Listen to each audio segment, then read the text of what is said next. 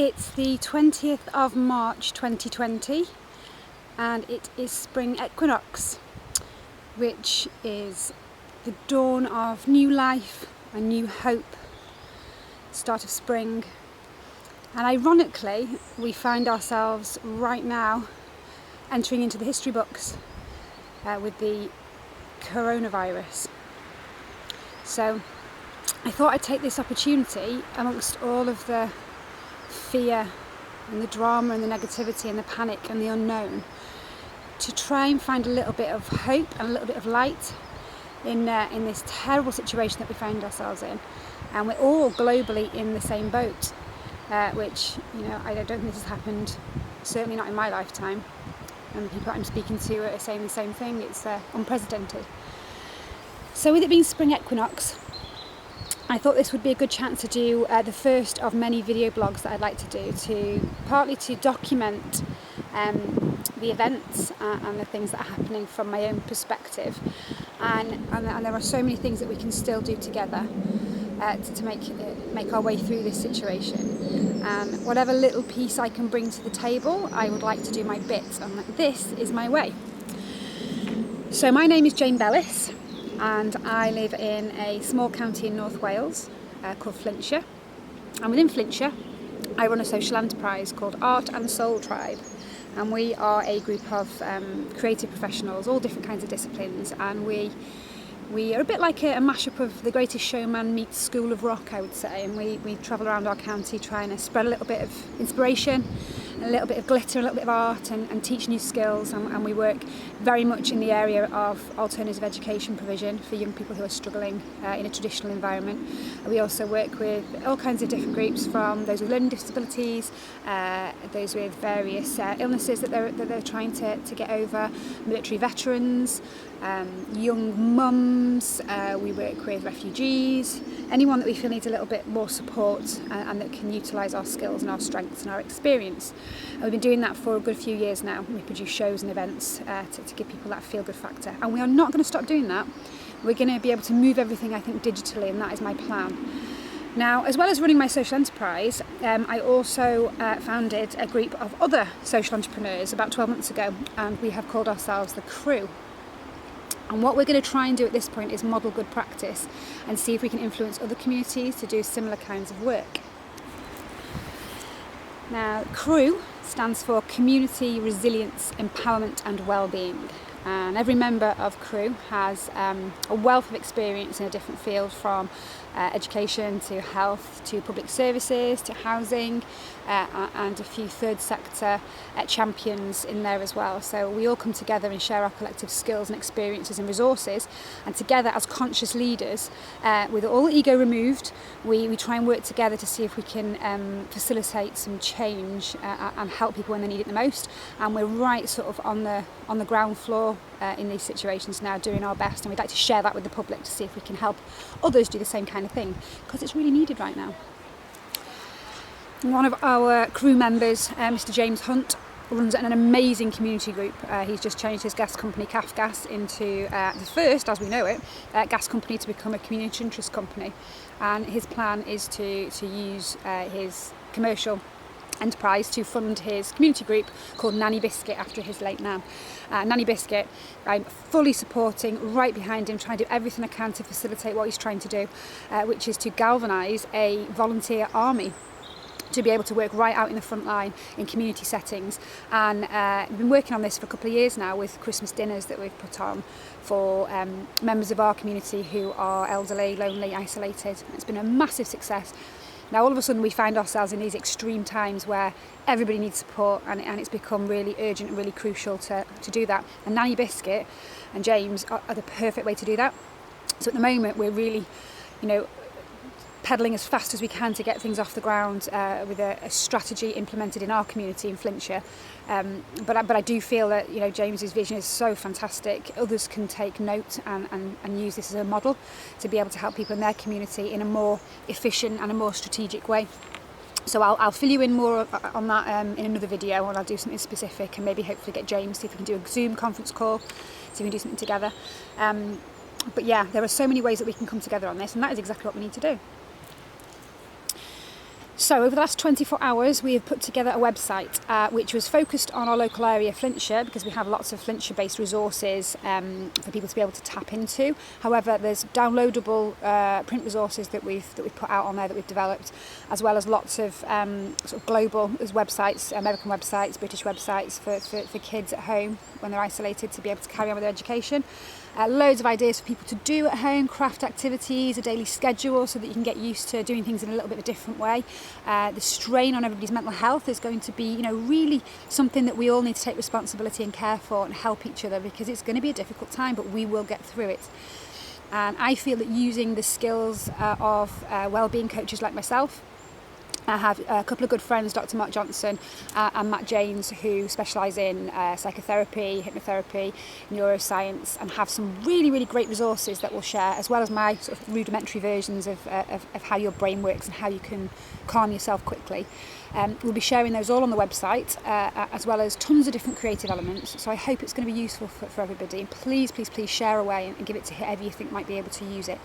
It's called www.crewforyou.co.uk, and I'll put it below. Now, for me, other than being able to pull my contacts together and develop some creative content and some hope and some inspiration and some entertainment to be able to put on the website to keep you all busy during this time of isolation, I've also have a programme that I developed myself called Mindset Mojo, which has been running for about 2 years now. And I am looking to get some free content on the website for you all to use to help with your own mental health resilience and well-being. So keep an eye out for that. And when it comes to your mental health resilience, the best piece of advice that I can give you is that this is a time of a global epidemic. And there's a lot of fear, there's a lot of uncertainty, there's a lot of anger, there's a lot of upset. And this is completely unprecedented. We don't know how to deal with this. However, we do have some skills. Every single one of us has some skills that we can use to help ourselves and each other. And one of those is our breath. Being able to control your breathing in a time where you're feeling highly anxious and stressed is something that you can all do, and you can all do at home. So I'm going to put some exercises together and get some friends of mine to do the same to help you with that. And also, I feel that having a good understanding of your own brain, which is where the neuroscience comes in, if you can understand why you're feeling the way you're feeling, and that your psychology basically becomes your biology.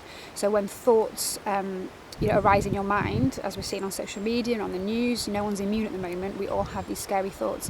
Chemical reactions take place in your brain which affect your physiology, and that's why you feel anxious and sick and shaky and headachy and all those kinds of things. So we can do things about that. We can help. We can understand what's happening in our own brains in a very simple way, and we can learn some strategies and techniques to be able to turn off that switch so we can calm your nervous system right down, and that will help massively, I think, amongst the coming weeks. So that's something that we're going to focus on hugely.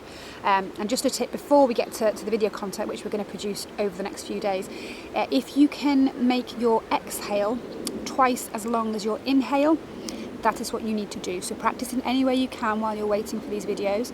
But if you think of your in-breath as being shorter and your out-breath being twice as long, that will turn the switch and it will help to shut off your sympathetic nervous system response so that you don't feel that fear quite as much.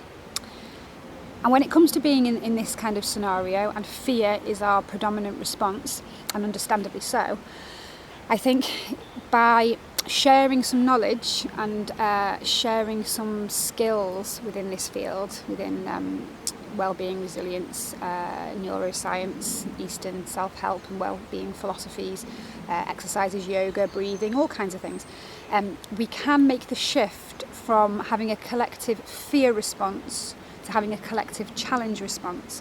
And that is what I am really, really, really keen to bring to the table here, because I think the pandemic of this horrible virus that's hitting everybody across the world, we can counteract that with our own version of positive challenge response, and that is switching from that fear response, which sends you straight into fight, flight or freeze, and putting you into a challenge response so that you can use all that energy, and collectively, as humanity across the globe, we can harness all of this energy that's created at this time, and we can use it for something good, and we can help each other in our communities, we can call each other to action, we can support each other, and that is how we will get through this. And I've no doubt we'll get through it. It just all depends at this point on how we deal with each other. And we can either work together right now, and we can pull together and do what we do best and make things better, or we can splinter apart and we can use fear and aggression and violence and let's buy all the toilet roll so nobody else can have any kind of attitudes. And I don't think that's going to get us very far. It might be a short-term solution, but it's not what we need right now. We need to focus on the 3 C's as far as I can see. And the 3 C's in my mind are to remain calm, controlled and compassionate. If we can do that together, collectively, in our families, in our communities, in our cities, in our countries, then we will have a chance of being able to do what we can do rather than waiting for our governments, waiting for responses, waiting for the unknown. We can start to take action and really use this as a time to show what we can do. Now that fear that you're all feeling right now, and every single person I've spoken to, even the most outwardly seeming strong and controlled people I'm speaking to who are really, really scared, and it's fear of the unknown. Always is. It's fear of the unknown. And when I teach Mindset Mojo, we always talk about our anxiety responses and all of the the health crisis at the moment. Before this happened, fear is a major culprit. It really, really is. Your fear response that gives you these chemical reactions in your brain that shoots cortisol and adrenaline around your body 24 hours a day. It really is the cause of a lot of modern disease. So I've been working on this, with friends and contacts of mine for a long time, trying to get people to understand and to work against this and to try and get rid of that fear and change it for something else. And fear at the moment for us, and I'm in the same boat as everybody else, is fear of the unknown. We don't know what's going to happen. And all I can say to you at this time is we have no control over what happens next. We can't control the government's decisions, we can't control what the virus does, we can't control where it goes, who it gets and how strongly. We have no control over these things. What we do have control over is how we respond. We have full control over how we respond to these situations. And that is what I would like to try and help with across the website and across our social media, is our responses, and to try and keep us all calm and controlled and compassionate so that we can come together and do what it is that we need to do right now. So please stay in touch, please check in on the website, keep on social media, and once I get all my contacts together and we start to get things rolling, we will have more content for you, more help, more support. Stay in touch, drop me a line, drop me an email, comment wherever you can, and let's do this together.